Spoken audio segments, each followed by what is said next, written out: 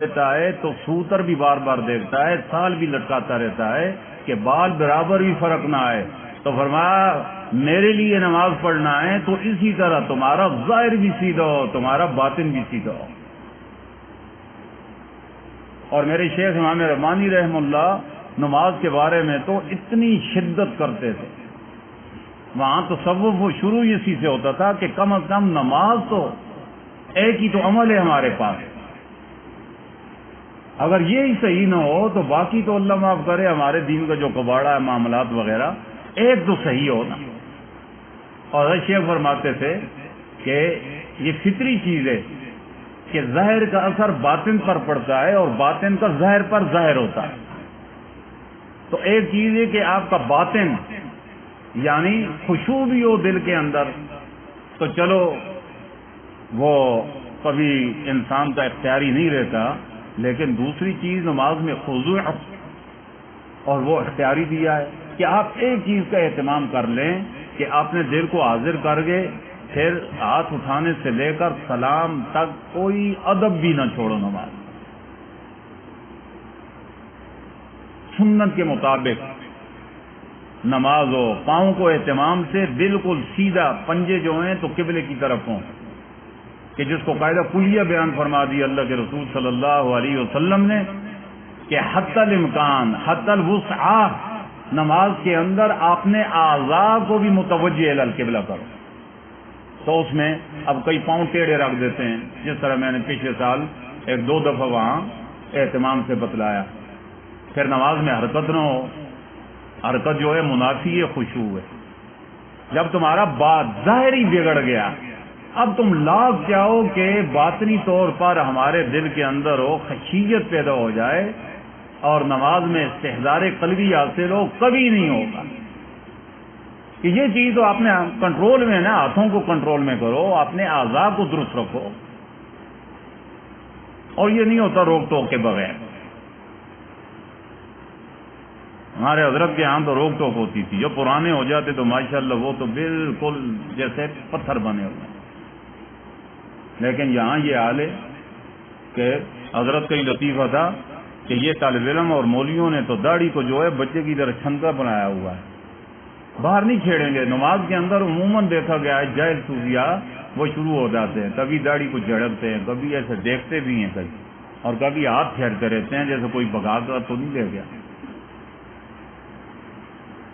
وَيُقِيمُونَ الصَّلَاةَ نمبر 3 یعنی پہلے عقائد متقین تو فرمایا بالغیب بغیر دیکھے مانتے ہیں، اعمال متقین وَيُقِيمُونَ الصَّلَاةَ اور نمبر 3 اخلاق متقین وَمِمَّا رَزَقْنَاهُمْ يُنْفِقُونَ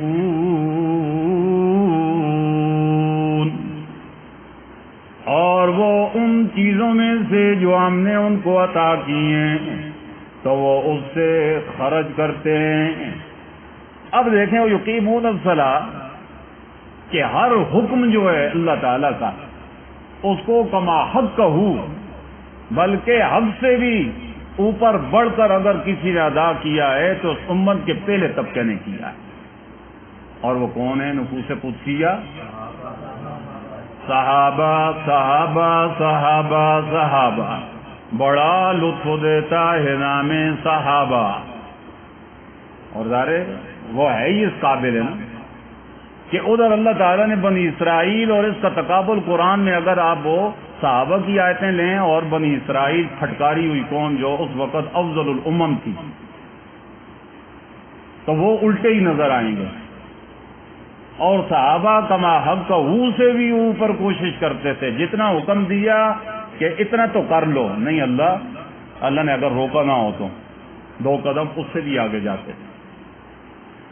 بنی اسرائیل کو جب احکام کا حکم ہوا تو ان کا حالت یہ ہے فبدل الذین ظلموا، ہاں یہی کیا اونچا غیر الذی قیل لهم. ادھر فرمایا انہیں حکم دیا اے نبی کے غلاموں وَيُقِيمُونَ الصَّلَاةَ، لیکن قرآن اللہ تعالیٰ خود بھی ان کو اتنا بڑا سرٹیفکیٹ دے دیا. میں نے تو کہا تھا یہی بڑی بات تھی کہ یہ صرف 5 نمازیں پڑھیں، لیکن اللہ نے فرمایا نبی کے ایسے پروانے تتجافى جنوبهم عن المضاجع، ایسا چسکا لگ گیا کہ راتوں کو بستروں کو ہی بھول گئے. اور اس میں بھی وَمِمَّا رَزَقْنَاهُمْ يُنْفِقُونَ، پھر اس کے اندر مما، من اور ما آپ نے کیا پڑھا؟ خاص سے عام ہے.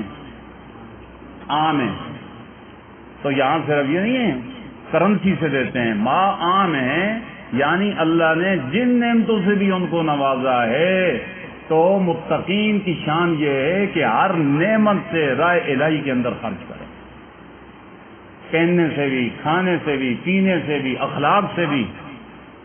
اور اگر اللہ تعالیٰ نے آپ کو سب سے بڑی نعمت دی ہے اور وہ ہے اپنے انبیاء علیہ الصلوۃ والسلام کی میراث، یعنی علم کا خزانہ دے دیا ہے، تو سام بن کر بیٹھو نہیں یہودیوں کی طرح، اس علم کو بھی نچھاور کرو اللہ کے علم کو بھی آگے. اب ادھر مما رزقناہم ينفقون، انفاق فی سبیل اللہ، ادھر یہود سے کہا اللہ کے نام پر دو، تو وہ بے ایمان کیا بکنے لگے اور اللہ تعالیٰ فقیر ہو گئے. ان اللہ فقیر ونحن اغنیاء. ادھر اللہ نے صحابہ کو فرمایا ان کی شان کے خرچ کرو. صحابہ کی پرواز اتنی بلند ہوئی کہ ایک ہی لیں وہ مہمان آ گئے.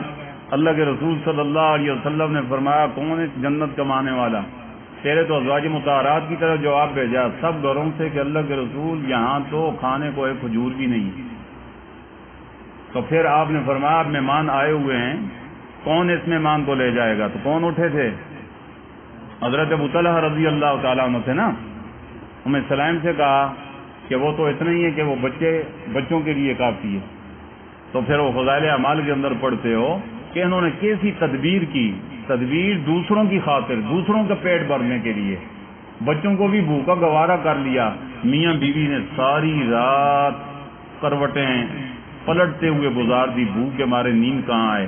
جب صبح بارگاہ نبی میں حاضر ہوئے اللہ کے رسول صلی اللہ علیہ وسلم